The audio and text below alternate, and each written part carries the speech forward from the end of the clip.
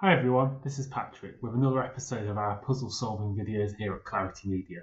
So today we're going to be solving a Futoshiki puzzle, which is a type of Japanese logic puzzle quite similar to sudoku, with one main difference, which is that even though you still can't have any repeat numbers in rows or columns, so in this 6x6 puzzle I have to put the numbers 1 to 6 in every row and column, there are also the greater than and less than signs included.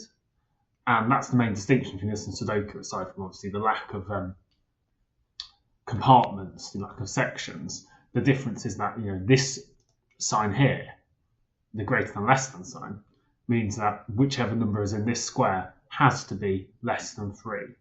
And likewise, the one that's in this square has to be more than 3. Now, that doesn't mean it has to be 4 or 2 in this case. It could be 5, this could be 1.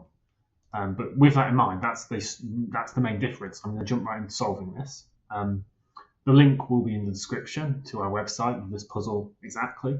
So if you want to get ahead or follow along, you can do so. But without further ado, I'll jump in. So first off, what do I see?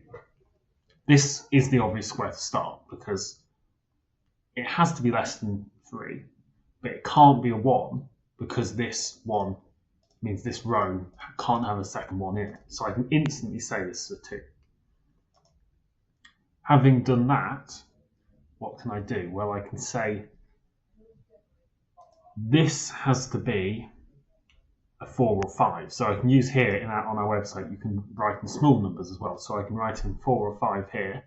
Can't be a 6 because the 6 is there. Has to be bigger than a 2. Can't be a 3 because the 3 is there. So that has to be 4 or 5. Likewise, this has to be 4 or 5. However, I can see here, well, if that has to be 4 or 5, this also has to be 4 or 5 because it has to be bigger than 3. But the one in this square has to be bigger than the one in this square. So obviously, this one's 4, and that's 5. So we're already making a good start, I hope. And then we only have 2 squares left in this row. 1 can't go here, so 1 has to go here. And in this case, therefore, there's 2. I'll just have a quick check. Yep, all good. Moving on then, we can see here we need a 6, a 5, and a 3. Well, the 6 can't go there, so I can write in small here, 5 and 3, 5 and 3. But this has to be smaller than 4, right, taking into account the signs. Oh, one thing I should add is that the signs only apply to the box they're connected to. So just because this is smaller, has to be smaller than this square, doesn't mean this square has to be smaller. So that's an important thing to take into account. But yeah, so this has to be smaller than 4, so it clearly has to be a 3. And that therefore means if only a 3 and a 5. Oh, I made a mistake there. I think I shouldn't have put that one in. But we know that a 5 and a 6 have to go here. The 6 can't go at the top, so the 6 goes here, 5 goes there. Okay, nice. Crossed out quite a good chunk of the grid already. This square has to be bigger than 2 or 3, so it has to be 4 or 5. It can't be 6 because of that 6. But again, the same thing applies, that there's a sort of double connection. So if this were a 5, this would have to be a 6, and this can't possibly be a 6 because there's already a 6 in the row. So again, we can say that's a 4 and that's a 5. So moving on from here, you can see this has to be less than 5, or it has to be either a 3, 2, or a 1. This has to be more than 4, no, less than 4. So again, this is a 3, 2, or 1. In fact, the same goes for this one here. Sometimes when you don't see an obvious point, it helps to just fill in all the possibles, because there can come a time when, for instance, even though there were multiple possibilities for each square, there's a number which only appears in one of the squares, and it has to go there. So we might see one of those as we keep solving. So if I fill in for this square, let me see. So it has to be either a 5, a 1, or a 5 or 1. But it's bigger than 3, so obviously it evidently has to be 5. This is the 1, which means there can't be a 1 here, so that can only be a 2 or 3. So it's important every time you change one square, you think about which other squares it could possibly affect, because that's the way to make breakthroughs. Here we have a 3, a 4, or a 5 in any of these, but this can only be a 3 or a 4. This can be a 3, a 4, or a 5. And this a 3, a 4, or a 5.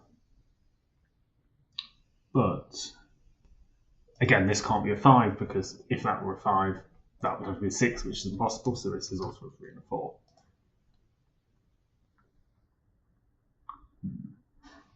Let me see where we can go from here. So over here we have less than 3 or 4. So it has to be either 2, 3, or 1. Can't be a 3, so this is either a 2 or a 1.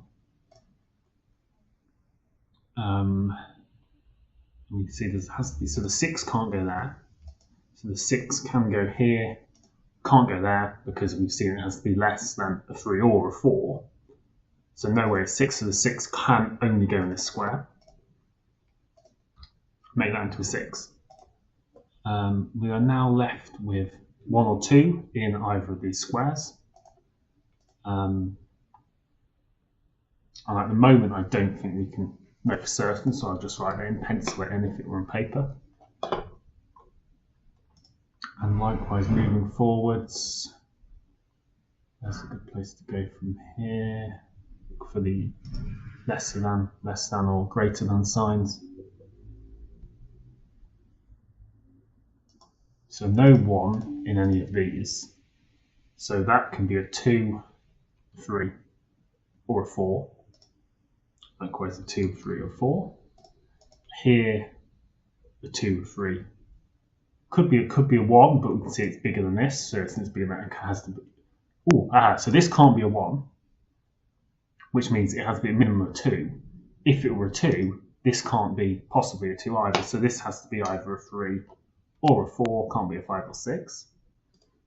And here, does that apply? So again, this minimum is a 2. Means this minimum is a 3, which means this minimum is a 4. And it can't possibly be a 5 or 6 either. So you see that even though we've not got any of these in, just from the arrangement of the greater than and less than signs, we can determine this is a 4. Which is good, because that means that has to be a 3. And that means this has to be a 2. And then here, well, it can't be a 2, can't be a 4, this has to be a 3. So, with that corner cleared out, I think we're well on our way to completing the puzzle. This can't be a 3, so it has to be a 4, which means this has to be a 5. This is smaller than 3, smaller than 4 or 5, so that has to be either a 3, a 2, or a 1. It can't be a 3, so it's a 2 or a 1. What's left? 5 here or 5 here. Well, it can't be a 5 there, so it has to be a 5 there, which makes this a 3. That's still over a 2 or 1, we're not quite sure. Yeah, 1 or 2. So there can't be a 1 here because I've just noticed there's a 1 in the bottom row. So that's the 2, that's the 1, which leaves us here. Well, it can't be if it can't be a 2 and it's less than a 5, and it can't be a 1 either, it has to be a 3, which means the 6 is here in the bottom corner.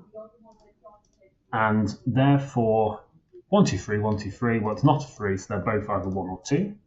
Just this final corner to crack, essentially. Either 1 or 2, well, there's a 2 there, so that's the 1, which makes this the 2. And then therefore, just mopping up now, that's the 4. This has to be a 1. And this can't 1 or 2, already a 1, so this has to be a 2. So I'll check on the side. This won't show up on your screen because it's on a different window, but I can just press the check button and it tells me I've completed the puzzle. So there you go. That's a Futoshiki puzzle. I'm a little bit proud of how quickly I solved it in comparison to how quickly I normally solve Futoshiki puzzles, although I had a quick glance at it before to prepare myself. But I hope you can see that if you like Sudoku, this is definitely a puzzle to try. It doesn't take very much effort to pick up the rules, and once you know it, it adds an extra dimension to puzzle solving, these greater than and less than signs. And so that's our solve puzzle for the day. Like I say, link in the description, not only to this puzzle, but to lots of online puzzles you can find. And I hope you have a nice day. Bye.